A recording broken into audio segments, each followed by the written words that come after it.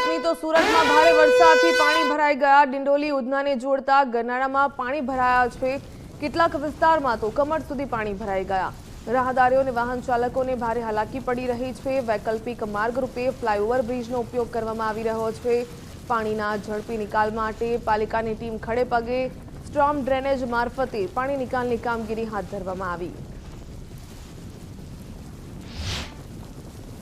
Red એલર્ટના પગલે diamond city સુરતમાં સવારથી પડી રહેલા અતિ ભારે વરસાદના કારણે અનેક વિસ્તારોને વરસાદે ગમરોળ્યું છે। ત્યારે હાલ ગુજરાત ફર્સ્ટની ટીમ પહોંચી છે સુરતના ઉધના અને ડિંડોલીને જોડતા ગરનાળા પાસે કે જ્યાં સંપૂર્ણ જે ગરનાળું છે તે પાણીમાં ગરકાવ થઈ ગયું છે અને વાહન વ્યવહાર છે તે અહીંથી સંપૂર્ણ રીતે ઠપ થઈ ચૂક્યું છે।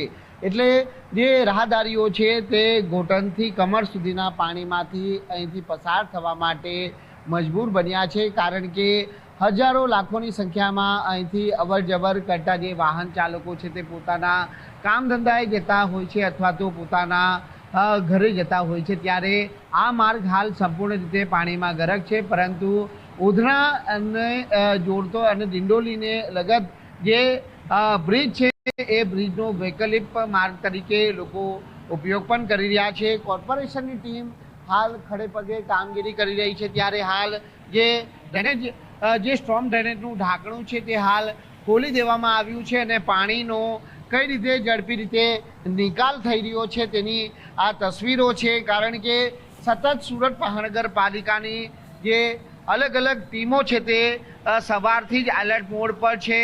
અલગ અલગ વિસ્તારોમાં જે પાણીનો ભરાવ થઈ રહ્યો છે તે પાણીનો કઈ રીતે ઝડપી રીતે નિકાલ થાય તે દિશામાં પ્રયત્નો કરી રહ્યા છે।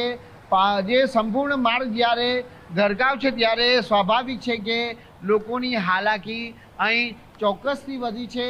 લોકોને કામ ધંધાએ જવું હોય કે પછી પોતાના કામ ધંધાએથી ઘરે જવું હોય તો તેવી મુશ્કેલીમાંથી લોકોએ હાલ પસાર થવું પડી રહ્યું છે।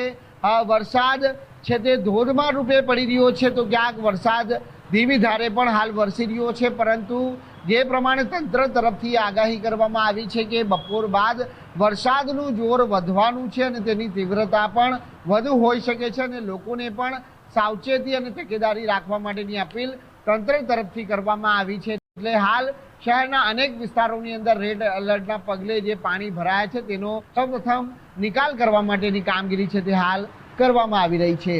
કેમેરામેન દેવાંગ રાણા સાથે રાકેશ બ્રહ્મભટ્ટ, ગુજરાત ફર્સ્ટ, સુરત।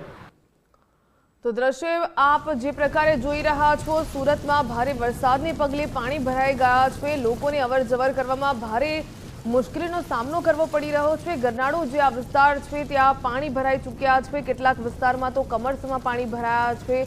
ખાસ કરીને રાહદારીઓ અને વાહન ચાલકો છે ભારે મુશ્કેલીનો હાલ તો સામનો કરી રહ્યા છે।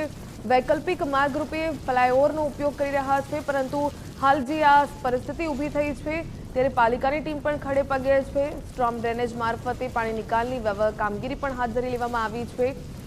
વૈકલ્પિક માર્ગ રૂપે ફ્લાયઓવર